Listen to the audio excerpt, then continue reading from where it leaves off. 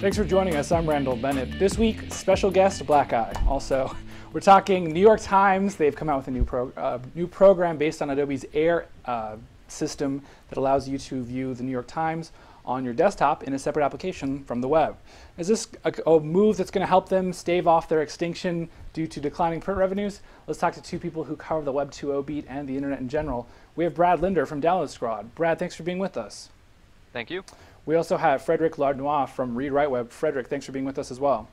Thanks for having me. So this is a situation where people have been, noticing the New York Times has been in trouble for a while. It seems like they're kind of grasping at straws. People like their previous iteration of the reader, but this new reader actually has most of the content behind a $3.95 subscription. So you can get the basic front page and a few other things, but you're going to be left out of most of the content.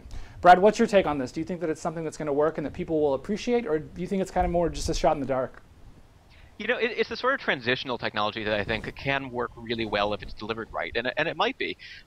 People are used to reading newspapers the old-fashioned way, spreading it out on the table, doing the crossword puzzle, things like that. And so for a long time, I think these newspaper companies have been trying to figure out a way to replicate that experience online and sort of make that a premium feature. Anybody can go to the New York Times website now and look at articles for free.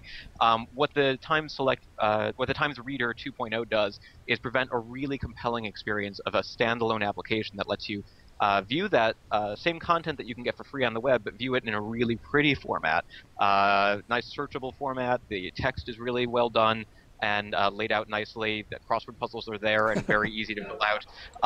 And so I think they do deliver it. It's kind of intangible. It's kind of hard to explain why it's so cool. I really recommend that if you're watching this, you go try it out. It's free to try. The question of whether people are going to spend $4 a week to basically get the same exact content that they can get on the website for free, that's a big question mark. And that's something that I think the whole industry is going to hold its breath a little bit and wait and see. Is there a way that you can charge for the content that we've gotten so used to getting for free? If it works, great job, New York Times. Spoiler alert. Here's my spoiler alert. I don't think it's going to work. I think that $4 a week for a pretty good experience, but it's not killer. I don't think too many people are going to be paying for that. Frederick, what's your take?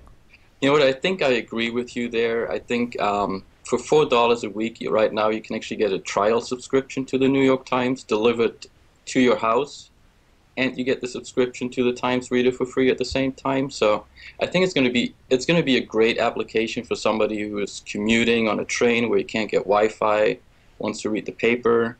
But for the same money you can get the real paper. It's just going to be really hard to.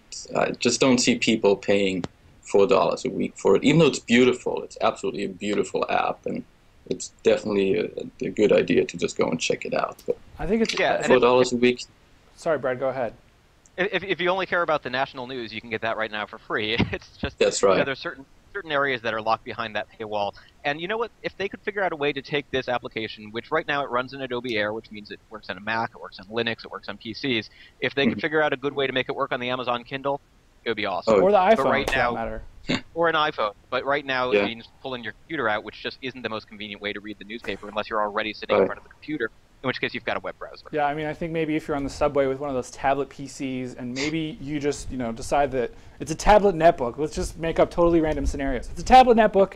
You're on the train. You flip it over. Maybe you take a look. You're on a Kindle. Maybe it works. I don't know. I'm still, it seems so far-fetched and so uncompelling at $4 a week that I really think they just need to try a little bit harder. And, there's no cost to deliver this. It's over the internet. If you're getting the regular paper for $4 a week, there's a cost of having a delivery boy cutting down trees. Like, it just doesn't, this value proposition is just not there. Let's switch gears for a second and talk Wolfram Alpha. Now, this is a search engine that's a little bit different. I don't even know if you can call it a search engine properly. Now, the idea behind this product is, it's going to be launching next Monday, and when the public gets to take a look, you can ask it questions and it'll provide relevant data back. Now, this differs a lot from other traditional search engines, especially Google, because it's not so much to find pages as much as it is to just find information. Now, Frederick, you've actually had a chance to play with this. What are your impressions, and what does this mean for consumers? Well, you know what? It's I guess the first thing we just got to clear up is it's definitely not a search engine. This is not the hyped up Google killer that people were talking about, just a few weeks ago when the first demos were shown of this. And what it really does is it's just a really compelling way of searching through information and making that information available in a really pretty way. Like one example that we looked at this just before the show was, how many people live in Zimbabwe today, or how many of them lived in Zimbabwe in 1970? That's a question I can ask Wolfram Alpha, and it'll give me a really nice, compelling graph. Easy answer. I just know right there it's 5.2 million people in 1970. It takes me 5 seconds to figure that out. In Google, it would take me forever. Yeah, so this is for stuff that's not necessarily synthesized in a traditional page, but it's more for just data sets where you need to know an answer to something. Now, we were also talking that this basically crashes when it comes to anything outside of tabular data. If you ask a question about anything with the humanities or anything like that, it's not really for that. So it's kind of a different audience. Brad, do you think that this is something that people will appreciate? I mean, just based on our description to you, do you think that people will appreciate this as sort of a knowledge engine, if you want to call it that?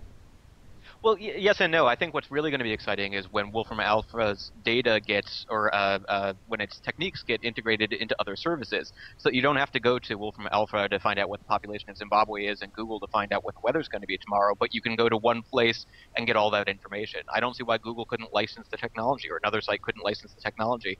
Right now, you can type in weather and your zip code into Google, and it'll tell you what the weather's going to be tomorrow, or you can type in basic math problems, and it'll solve them. And you can also get links to the websites and other things for additional data. So I think Wolfram Alpha isn't necessarily going to be a web, I mean, maybe it will be a web destination, but I think it's going to be a technology that can really change the way we think about the answers you can get from the internet. So it's not just a list of web pages, but a place where you go to find information. Kind of maybe sort of like the way people think of Twitter as not really the site Twitter, but more the service Twitter and kind of the ecosystem around it. And we're just about out of time. Frederick, do you have any last thoughts? What's your take? Do you think this is going to be successful, and do you think people will want to use it? I think it's going to be very successful, especially once they open up the APIs so that third-party developers can hook into it, and that's definitely coming. It's going to be mostly used on other services, so I agree there. But it's going to be very interesting. I mean, my wife is a chemical engineer. She's looking forward to using this like no other product she's seen on the web for a long time. So. It'll be definitely interesting. It's a niche. It'll be definitely interesting in niches, especially. Looking forward to see what happens with that. Guys, we're out of time. Like I said, Brad Linder from Download Squad, thanks for being with us. Also, Liliputing and lots of other places. So we'll have all those links at techv.com. And Frederick Larnois from Read Write Web, thanks for being with us as well. I'm Randall Bennett, and that does it for today's show. Subscribe to us on YouTube, on iTunes, and everywhere. Maybe you can ask a question on Wolfram Alpha with us. I don't know. We'll see you.